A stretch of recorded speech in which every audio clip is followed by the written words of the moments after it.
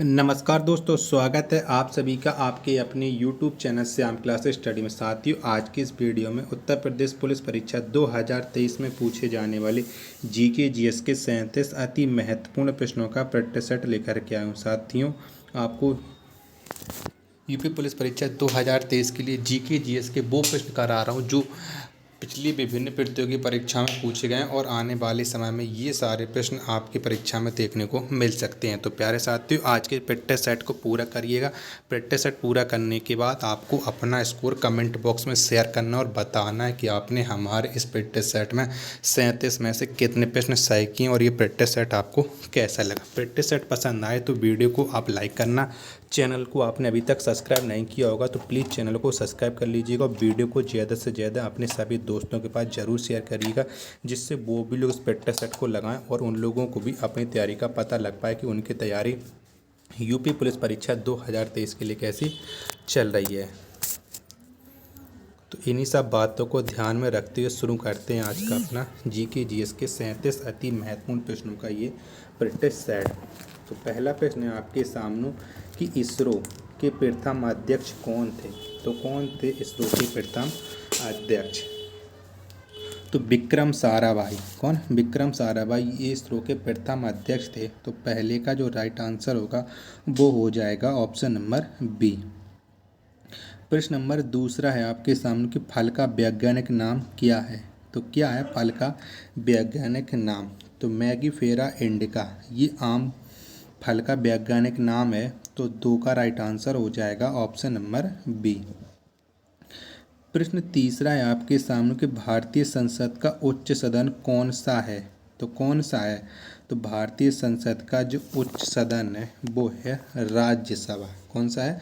राज्यसभा ये भारतीय संसद का उच्च सदन है। तो तीन का राइट आंसर हो जाएगा ऑप्शन नंबर बी। प्रश्न संख्या 4 है आपके सामने कि भूटिया जनजाति किस राज्य से संबंधित है।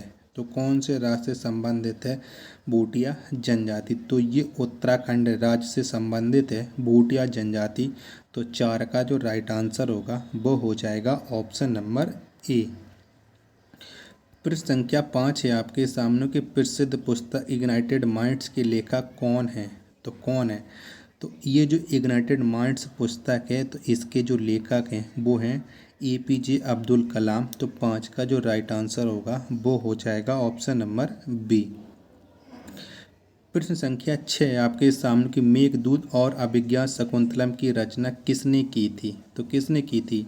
तो मेघदूत और अभिज्ञान जो शकुंतलम है इसकी जो रचना की थी वो की थी कालिदास ने। किसने की थी? कालिदास ने की थी। तो 6 का जो राइट आंसर होगा ऑप्शन नंबर डी। प्रश्न संख्या 7 है आपके सामने कि निम्न में से किसकी स्थापना भारत के योजना आयोग के विकल्प के रूप में की गई है। तो किसकी स्थापना की गई है यानी योजना आयोग के स्थान पर तो की गई है नीति आयोग की स्थापना। तो 7 का जो राइट आंसर होगा वो हो जाएगा ऑप्शन नंबर ए।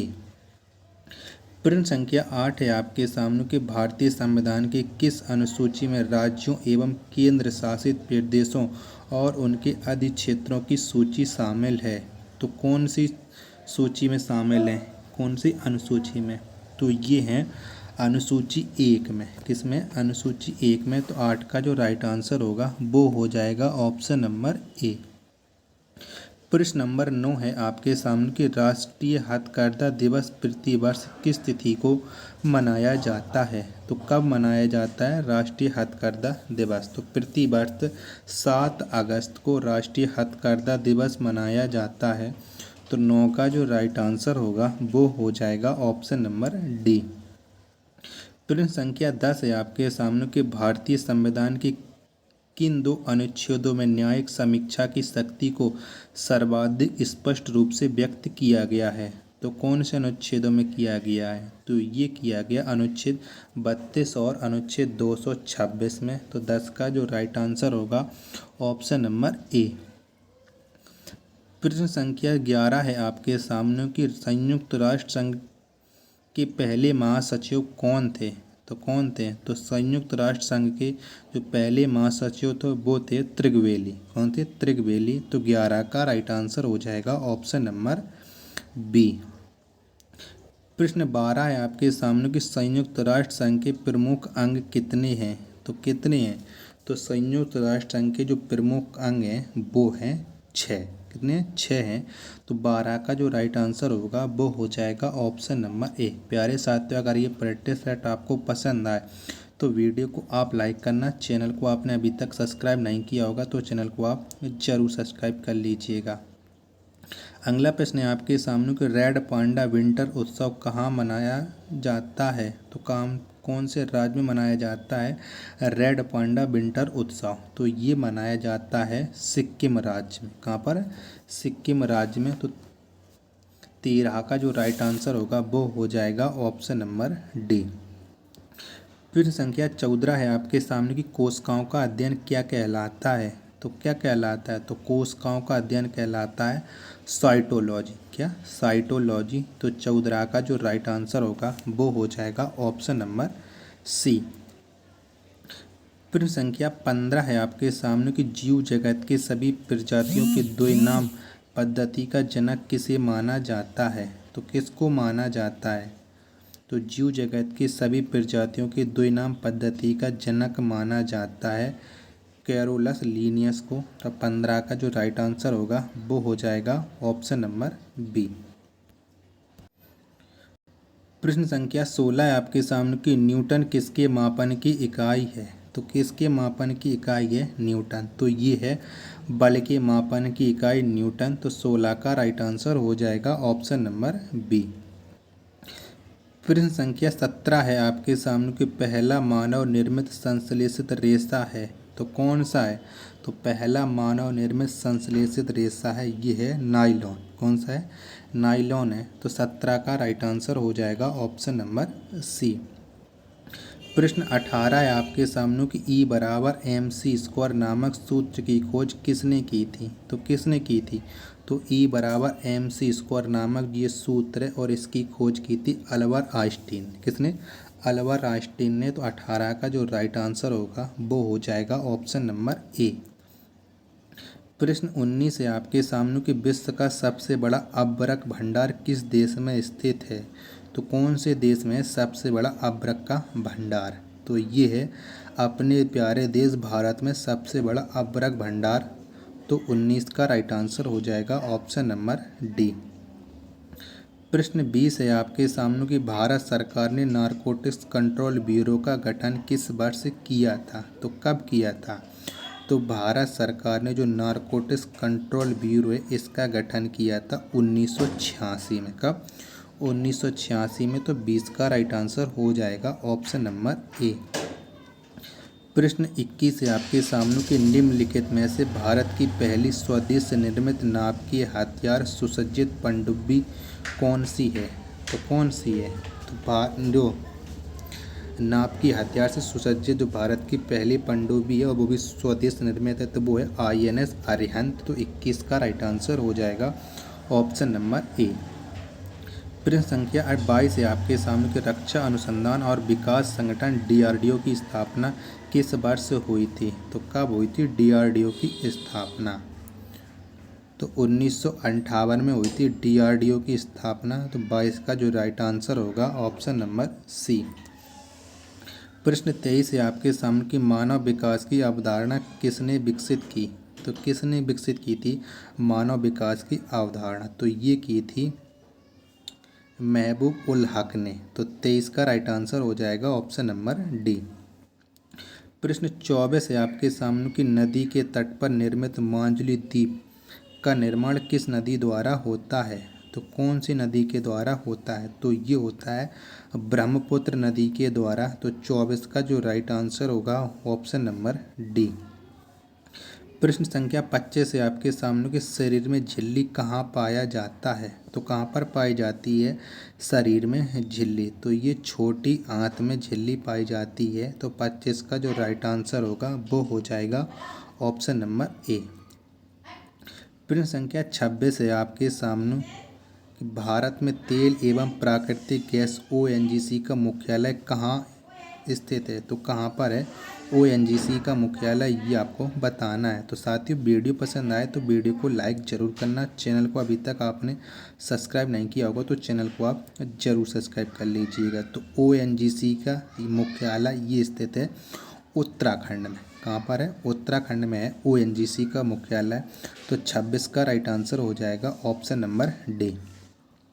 प्रश्न 27 से आपके सामने कि किस विश्वविद्यालय ने प्रथम इलेक्ट्रॉनिक कंप्यूटर को डिजाइन एवं निर्मित किया? तो किसने किया था? तो ये किया था पेनिसिल्वेनिया विश्वविद्यालय ने प्रथम इलेक्ट्रॉनिक कंप्यूटर को डिजाइन एवं निर्मित। तो 27 का राइट आंसर हो जाएगा ऑप्शन नंबर बी। प्रश्न 28 है आपके सामने कि ब्रह्म समाज की उत्पत्ति कहाँ हुई थी? तो कहाँ पर हुई थी ब्रह्म समाज की उत्पत्ति? तो ये उत्पत्ति हुई थी बंगाल में। तो 28 का जो राइट आंसर बनेगा वो हो जाएगा ऑप्शन नंबर ए। प्रश्न 29 है आपके सामने कि सब्जियों फलों और फूलों जैसी उच्च मूल्य वाली फसलों की खेती क्या कहलाता है? तो क्या कहलाती होना चाहिए था? तो क्या कहलाती है? तो ये कहलाती है हॉर्टिकल्चर। क्या? हॉर्टिकल्चर कहलाती है। तो 29 का जो राइट आंसर होगा ऑप्शन नंबर सी। प्रश्न 30 है आपके सामने कि झांसी की रानी लक्ष्मीबाई किस वर्ष युद्ध में शहीद हुई थी? तो कब शहीद हो गई थी झांसी की रानी लक्ष्मीबाई? तो ये 1858 में शहीद हो गई थी। तो 30 का जो राइट आंसर होगा ऑप्शन नंबर सी। प्रश्न 31 है आपके सामने कि मधुबनी कला किस राज्य से संबंधित है?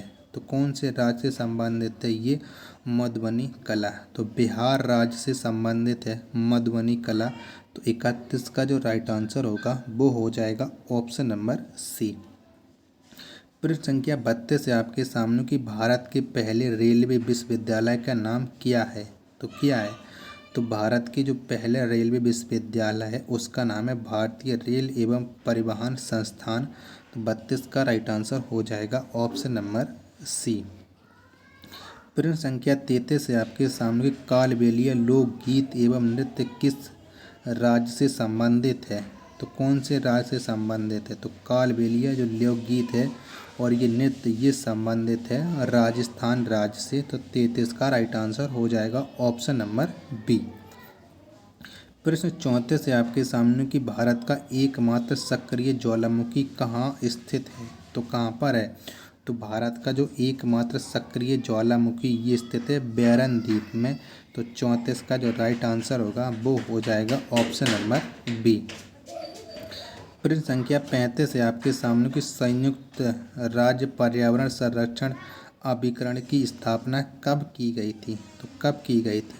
तो इसकी स्थापना की गई थी दिसंबर 1970 में। तो 35 का जो राइट आंसर होगा वो हो जाएगा ऑप्शन नंबर डी। प्रश्न संख्या 36 है आपके सामने कि भारत की पहली इंजन रहित रेलगाड़ी का नाम क्या है? तो क्या है? तो भारत की जो पहली इंजन रहित रेलगाड़ी है उसका नाम है वंदे भारत एक्सप्रेस।